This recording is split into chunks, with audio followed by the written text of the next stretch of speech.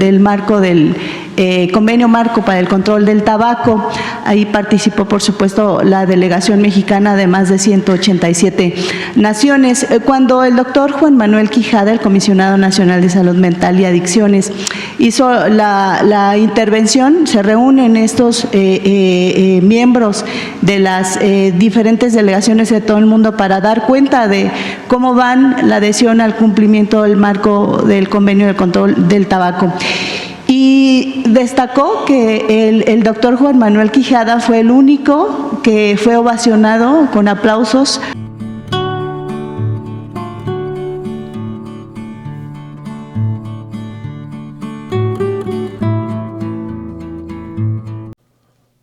Vamos a ir a la conferencia hoy, 13 de febrero del 2024. México y su delegación participaron en una conferencia a nivel internacional donde estuvieron 187 países para exponer lo que están haciendo para controlar la fumadera del tabaco. Y es que hoy en México el 17.6% de la población fuma, 15 millones de adultos mayores. Entre ellos, el 8.7% son mujeres y el 27% son hombres. Además, México se ubica en el 6º lugar en América Latina en cuanto a fumadores adultos. Y además de ocupar el 3er sitio con el mayor número de adolescentes expuestos al cigarro o derivados electrónicos vapeadores. Hay que recordar que el presidente hizo un decreto para prohibir los vapeadores en México, pero como siempre el Poder Judicial, al servicio de los poderosos, al servicio de los empresarios, hay que recordar que las tabaqueras son muy poderosos económicamente y tienen sometido al Poder Judicial. Un juez falló a favor de que el decreto del presidente López Obrador fuera nulo. Hoy se siguen vendiendo los vapeadores a luz del día, a pesar de que ya la Organización de Salud aquí en México ha dicho que tiene 30 sustancias químicas nocivas para el cuerpo. Amigos, vamos a ir a toda esta información, vamos a ir a la conferencia. Buenos días a todos y a todas. Liliana Noble de Pulso Saludable. Señor presidente, tuve la oportunidad de estar en la conferencia, en la 10ª del marco del convenio marco para el control del tabaco. Ahí participó, por supuesto, la delegación mexicana de más de 187 naciones. Cuando el doctor Juan Manuel Quijada, el comisionado nacional de salud mental y adicciones, hizo la intervención, se reúnen estos miembros de las diferentes delegaciones de todo el mundo para dar cuenta de cómo van la adhesión al cumplimiento del marco del convenio del control del tabaco. Y destacó que el doctor Juan Manuel Quijada fue el único que fue ovacionado con aplausos, conferencia de las partes para el control, para el cumplimiento por el cumplimiento de todas las estrategias que se han hecho en nuestro país para contribuir a tener una salud más benévola en relación con el tabaco. Organizaciones de la sociedad civil también se dieron cita ya durante toda la semana pasada en Panamá.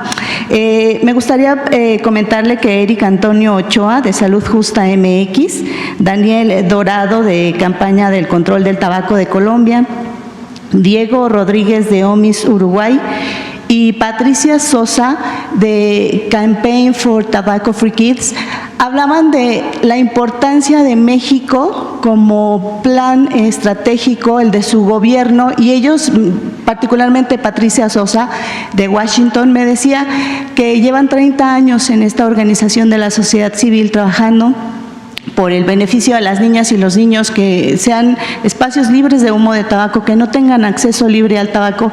Y me decía que en todos estos años han trabajado en conjunto con México, pero nunca habían tenido tanto beneficio las y los mexicanos como con su gobierno. Me preguntaban que yo qué sabía de usted al respecto, por qué había esta buena voluntad política. Cuando usted el lunes hablaba sobre esta prohibición de los vapeadores y los cigarros electrónicos, al otro día en el evento muchos países se acercaban a mí porque era la mexicana que querían preguntarle, que querían saber qué era lo que había pasado, qué está pasando en México, porque México, al igual que Panamá y Brasil, son ejemplos, son países punta de lanza con el cumplimiento del marco del Convenio del Control del Tabaco. Yo quisiera preguntarle en ese sentido, presidente, ¿cuáles son estos motivos? Entiendo el tema de la salud, pero ¿cuáles son los motivos? ¿Qué le diría usted a todas estas organizaciones de la sociedad civil y, por supuesto, a las mandatarias y los mandatarios, a los ministros y a las ministras de Economía, de Relaciones Exteriores y, por supuesto, de Salud, que quieren formar parte de este tipo de acciones, pero que todavía les cuesta mucho trabajo y quieren saber qué está pasando con México? Porque México sí lo está logrando y de manera ejemplar, puesto que el doctor Juan Manuel Quijada fue ovacionado con aplausos. Esa sería mi primer pregunta. Bueno, gracias. yo le daría la palabra a Alejandro o a Roy que les explicaran cuál es nuestra política en esta materia, pero hay algunos principios básicos, ¿no? Detrás de estas compañías que son muy fuertes está el propósito de hacer negocios a costa de la salud del pueblo. ¿Sí? Hay mucha inmoralidad. Los dueños de estas empresas, ¿sí?, actúan de manera inmoral. Yo no sé cómo pueden tener una convivencia con sus familiares, o cómo van a templos y cómo van a iglesias de todas las denominaciones. Sí, están actuando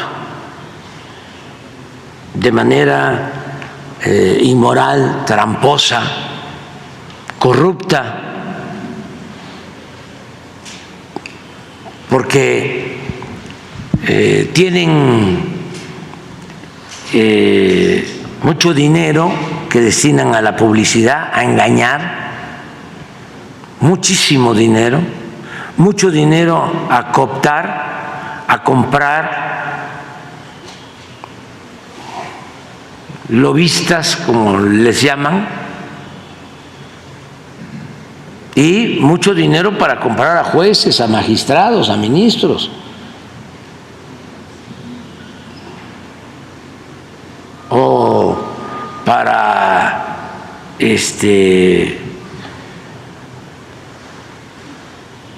apoyarlos. Es como el caso de las armas en Estados Unidos. Las fundaciones bélicas pagan campañas de diputados, de senadores. Imagínense eso.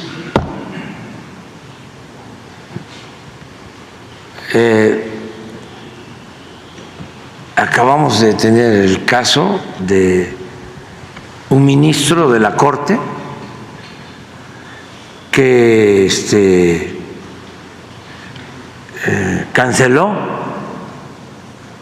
una ley, una disposición legal, una norma, precisamente para que no se prohibieran los vapeadores. Estamos viendo de cuántas sustancias dañinas tiene un vapeador Es un orgullo que sea México el primer país que hace un análisis, porque no se atreven a hacerlo, sobre lo que contienen los vapeadores. El sector salud de México, número 1 mundial, para encontrar que declaran que son 3 sustancias y que desde luego no dañan, cuando hay 30 sustancias no dadas a conocer dañinas. Pero a los que producen, los que tienen la fabricación del tabaco, de estos vapeadores, los que se dedican a la distribución del tabaco, de los vapeadores, pues no les importa la salud. Entonces, ¿por qué podemos hacerlo nosotros y no lo pueden hacer en otros lados? Porque nosotros somos libres.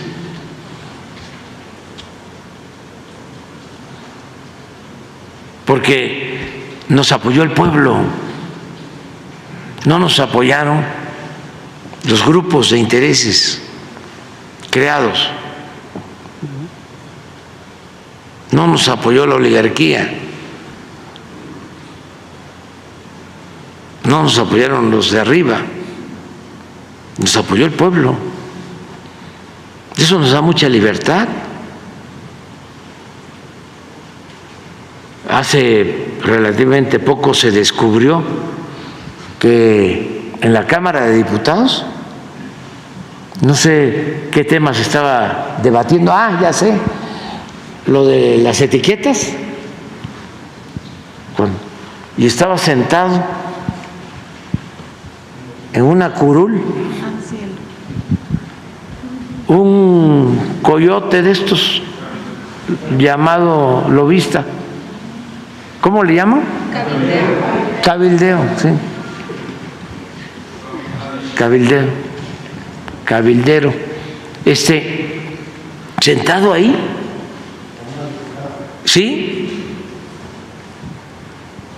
Haciendo trabajo para que no se aprobara lo del etiquetado. Eso aquí no se permite. Eso ya se terminó. Entonces, sobre la labor que hace el sector salud de México y que es ejemplo a nivel mundial, ¿podrían ustedes hablar? Cualquiera.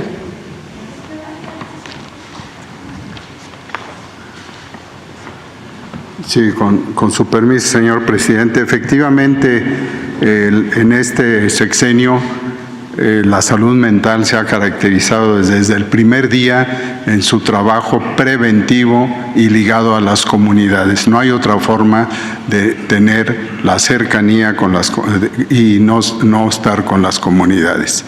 Yo le pediría al doctor Quijada, el que es el encargado de la salud mental del país, después de una serie de reestructuraciones que son mundiales, que son importantes, como lo primero, el respeto al ser humano y no considerar al individuo con un problema mental, con una adicción, como un individuo que debe estar encerrado.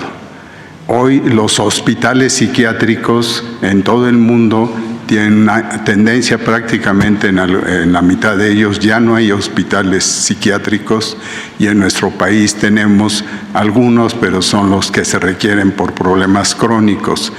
La salud mental en esa cercanía requirió